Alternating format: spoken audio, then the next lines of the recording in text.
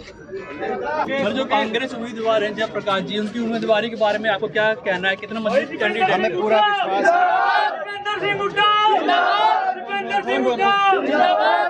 हमें पूरा विश्वास है कि कांग्रेस पार्टी आदमपुर से चुनाव जीतेगी।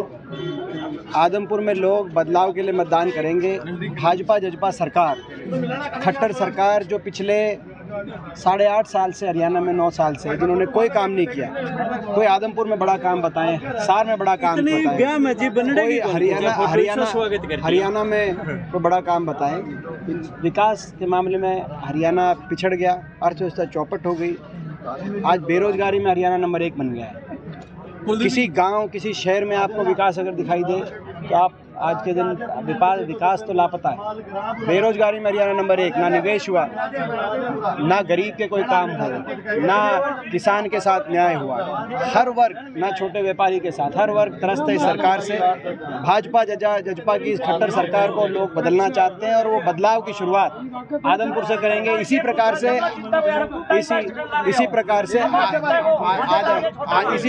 आदमपुर में भी। दीपेंद्र जी, अगर बात करी जाए कुलदीप बिश्नोई की, वो कह रहे हैं कि 26 साल का वनवास पूरा हो गया, अब बीजेपी में आके वनवास को तोड़ने का काम करेंगे। देखिए, अभी क्या मुझे समझ में नहीं आया कि 26 साल लगातार लोगों ने इनको मौका दिया, इन्हीं को जिता के भेजा, यही यहाँ से जनप्रतिनिधि रहे, सरकार में भी रहे। आपको याद होगा 2004 में जब कांग्रेस की सरकार आई तो उप मुख्यमंत्री की जो है के रूप में चंद्रमोहन जी रहे और वो भी यहीं से थे। और कुलदीप जी भी बन सकते थे, मुख्यमंत्री वो चाहते तो उस समय, वह चंद्रमोहन जी बने। लंबे समय तक उस सरकार का हिस्सा रहे। जब वो पहली जो कांग्रेस की सरकार थी 2008 में जाके इन्होंने जो है उससे बगावत करी, तो उस समय भी उसको भी गिनते हैं ये। तो ये केवल इनकी कार्यशैली है सिर्फ। मैं एक और बात पूछना चाहता हूँ, सवाल आखिरी। अब ये पिछले 6 महीने से बीजेपी में है, साल के बाद इलेक्शन है। जब पता था इलेक्शन है तो इन 6 महीने में कितना काम कराया? स्कूल को नया स्कूल बनवाने के लिए नहीं, पुराने स्कूल बचाने के लिए भी 6 महीने में बच्चों को सड़क पे आना पड़ गया। काम 6 महीने में एक सड़क बनवाई हो। तो जब बीजेपी की सरकार थी, पता था यहाँ इलेक्शन है, तब उस सरकार में कितने, क्योंकि बीजेपी ने तो पूरे प्रदेश में वैसे काम नहीं किया, लेकिन इनकी कितनी चली है तो ये दिख रहा है यहाँ पे। साल के बाद तो सरकार ही बदल जाएगी और यहाँ से हम जीत गए तो साल भी नहीं पकड़ने देंगे सरकार को। तो कहने का मतलब इनकी कार्यशैली, लोगों के विकास कार्य कराने की, लोगों के सुख दुख में रहने की। या मेरे साथ सांसद थे, संसद में हम हर रोज़ बोलते थे, लेकिन कभी इनको बोलते हुए नहीं सुना मैंने, ना विधानसभा में सुना, ना इनकी जो ग्रांट आती है वो कभी इन्होंने अपने हल्के में लगाई। तो इस प्रकार के जनप्रतिनिधि का जो कर्तव्य होता है उन्होंने अच्छे से उसका पालन नहीं किया। सर, आखिरी सवाल आपसे ये रहेगा कि आपके जो सामने जो पार्टियां खड़ी है, तीनों के तीनों कैंडिडेट कांग्रेस से निकल करके गए हैं, इससे कांग्रेस को कितना नुकसान होगा? इससे कांग्रेस की कितनी मजबूती से पता चलता है।